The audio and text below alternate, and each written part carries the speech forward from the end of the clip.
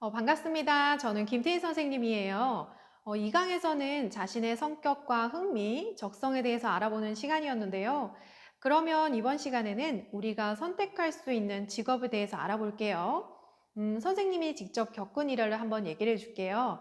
선생님이 어느 날 지하철을 타고 이동하는데 피곤해서 이렇게 눈을 감고 가고 있었어요. 근데 옆에서 아이와 엄마의 대화 소리가 들리는 거예요. 그때 한참 오디션 프로그램이 유행할 때였는데 아이가 엄청 해맑게 엄마 엄마 저는 커서 가수가 될 거예요 이렇게 얘기하는 거예요. 눈을 감고 있어서 보이지는 않았지만 신나는 목소리가 들렸어요. 근데 엄마 엄마 전 나중에 커서 가수가 될 거예요 라는 그 얘기를 듣자마자 엄마가 바로 너 노래 못하잖아 이러시는 거예요. 엄마의 단호한 목소리에 너무 놀라가지고 눈을 떠봤더니 아이가 한 초등학교 한 3학년? 4학년 정도 되어 보이더라고요. 물론 엄마가 봤을 때 아이의 재능을 먼저 알아보셨을 거예요. 그래서 그 친구가 지금은 노래를 못하는 게 맞지만 아마 그때부터 그 친구는 노래와 관련된 모든 직업들은 생각지도 않고 꿈꾸지도 않겠구나 싶었어요. 노래를 하는 가수가 아니더라도 노래와 관련된 직업들이 한 50가지는 넘지 않을까요? 오늘날 직업은 정말 많죠. 우리에게 익숙한 직업부터 처음 들어보는 직업까지 진짜 많은데요. 그러면 우리는 과거에는 어떤 직업들이 있었고 또 우리가 사회에 나갔을 때 어떤 직업을 가질 수 있는지 한번 살펴보고 미리 준비해보는 시간을 가져보아요. 자, 이 사진 한번 볼까요? 이건 어떤 직업일까요? 18세기에서 19세기 사이에 독일과 프랑스 등 유럽에서 있었던 직업이라고 합니다. 무슨 일을 하는 직업인 것 같아요? 좀 재미있는 직업인데요. 바로 이동변속군이라고 합니다. 이동변속군 들어보셨어요? 잘 모르겠죠?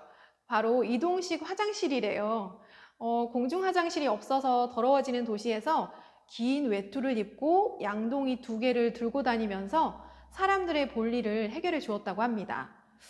좀 부끄러울 것 같죠? 진짜 인기 있는 직업이었지만 차츰 공중 화장실이 자리 잡으면서 없어졌다고 합니다. 그리고 이 직업은 궁전의 촛불을 관리하는 촛불 관리인이래요. 심지를 수시로 자르는 일을 하는데 이 외에도 화재를 방지하는 책임도 가지고 있었다고 합니다. 하지만 이후에는 가스의 발명으로 대신 가스등을 켜는 새로운 직업이 생겼다고 합니다. 이들의 직업은 뭘까요? 바로 인간 알람 시계래요. 매일 아침 자신의 키를 훌쩍 넘는 긴 막대로 창문을 두드려서 사람을 깨웠대요. 이 메리 스미스라는 분은 완두콩청을 개발해서 사람들을 깨웠는데 그 딸도 대를 이어서 할 만큼 전문 직종이었다고 합니다. 1944년도에 알람시계 보급으로 역사 속으로 사라졌대요. 그렇다면 이분들은 뭘 하는 직업일까요? 바로 볼링장에서 볼링핀을 정리하고 세우는 일을 하는 사람들인데요. 되게 재미있는 직업이죠. 이 사진은 버스 안에서 일하시는 분인데요. 이렇게 예전에는 버스 안에서 안내해 주시는 분이 계셨어요. 버스 뒷문에 서서 버스 차표를 검사하고 때로는 잔돈을 나눠주는데 이미 추억 속의 옛날 직업이 되어버렸답니다. 필름을 현상해주는 사진관도 되게 많았는데 지금은 사진을 현상하는 사람도 잘 없고 솔직히 우리 그냥 스마트폰으로 찍어서 보시는 분들이 더 많죠. 이렇게 과거에는 있었던 직업들이 시대별로 사라지고 또 새로 생겨나기도 하는데요. 그렇다면 현재 그리고 앞으로 여러분들이 사회활동을 할 때는 어떤 직업들이 인기 있고 또 생겨날까요? 첫 번째는 IoT 전문가. 단어가 어렵지만 이미 우리 주변에 있고 여러분들도 경험한 적이 있답니다. 여러분 집에 있을 수도 있어요. TV 광고 같은 거 보면 청소기나 에어컨, 보일러 등 이런 가전제품에 그 말로 명령하는 거 보셨어요? 오늘 날씨 알려줘, 뭐 보일러 꺼줘, 거실의 조명 꺼줘, 뭐 이렇게 하잖아요. 또 핸드폰에 이렇게 말을 걸면 정말 사람과 대화하는 것 같은 기능도 있는데 이 기능에다가 말을 걸면 보시는 것처럼 이렇게 말을 한대요. 심지어 너 미워 이렇게 말하면 저는 재미있게 해드리려고 했을 뿐이에요. 흑흑 이렇게 말한대요. 이렇게 흑흑이라고 감정 단어를 쓴다니까요. 진짜 사람 같죠? 두 번째는 AI 전문가예요. 알파고라고 들어보셨나요? 우리나라 이세돌 바둑기사와 대결했던 바로 그 알파고가 AI입니다. 요즘은 AI가 면접에서도 사용되는데요. 취업을 하려면 회사에 가서 면접을 봐야 하는데 이 AI 면접은 컴퓨터로 집에서 또는 카페에서 보는 면접이에요. 이렇게 컴퓨터 카메라를 통해서 지원자 얼굴을 인식을 해요. 표정을 지을 때 쓰는 근육을 분석해서 어떤 사람인가를 파악하고 또 컴퓨터가 질문하면 대답하는 내용을 바탕으로 사용하는 단어를 분석해서 결과를 내요. 벌써 이미 많은 기업에서 AI 면접을 확대하고 있어요. 아마 여러분들이 취업할 때는 AI 면접이 일반적일 수도 있어요. 다음은 드론 전문가인데요. 이미 대중화되었죠.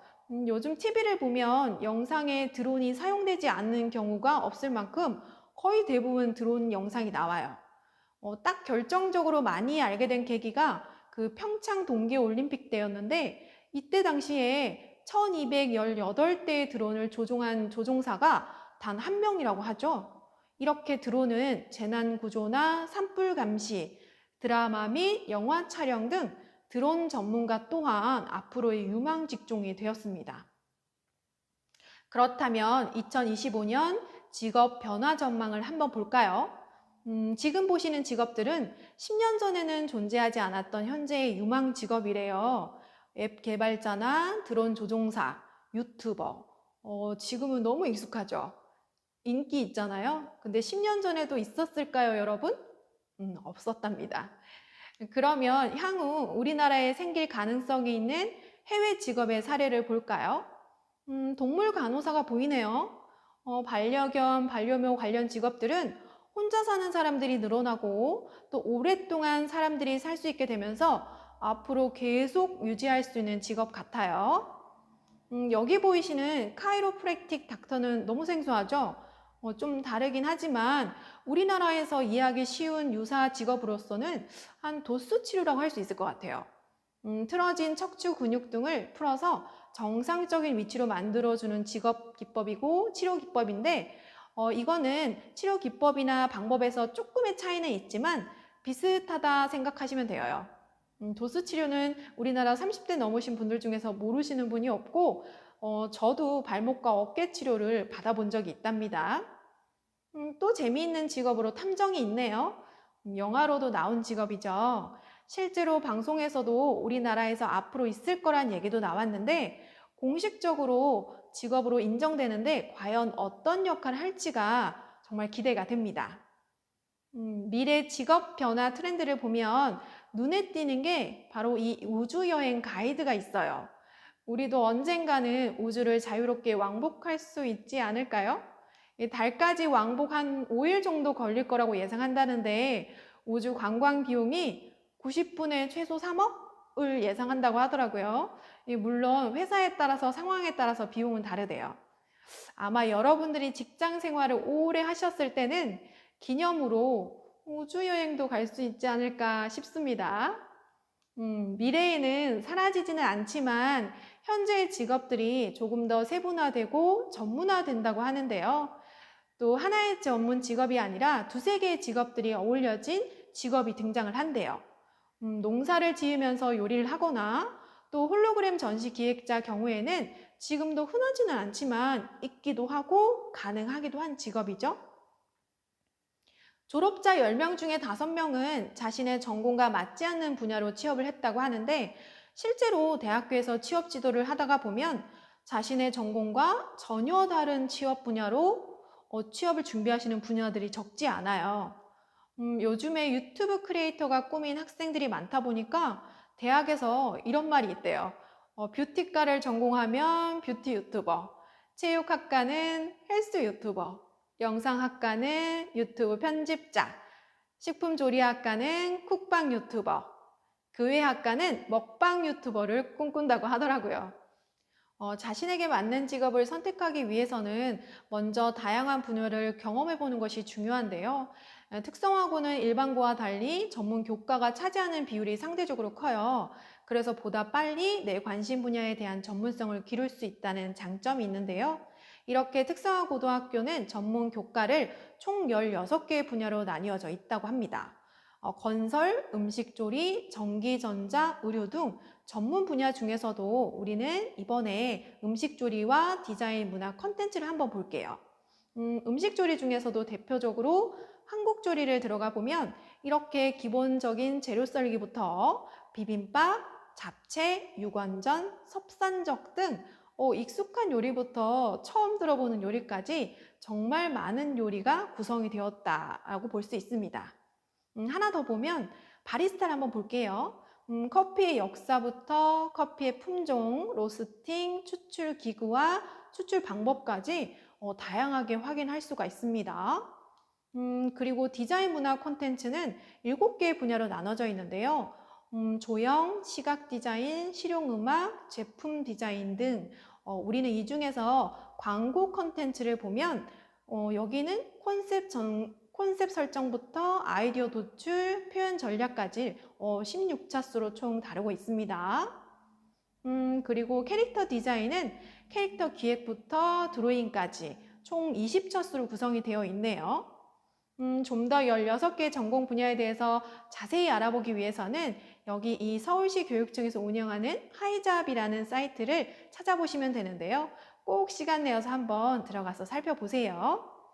이번 3강 세상에 이런 직업이 시간에는 미래에 어떤 직업이 유망한지를 알아보았습니다. 그럼 다음 4강에서는 특성화고를 알려줘 첫 번째 편 시간인데요. 특성화 고등학교의 장점만 모아서 선생님이 알려줄게요. 그럼 우리는 4강에서 만나요.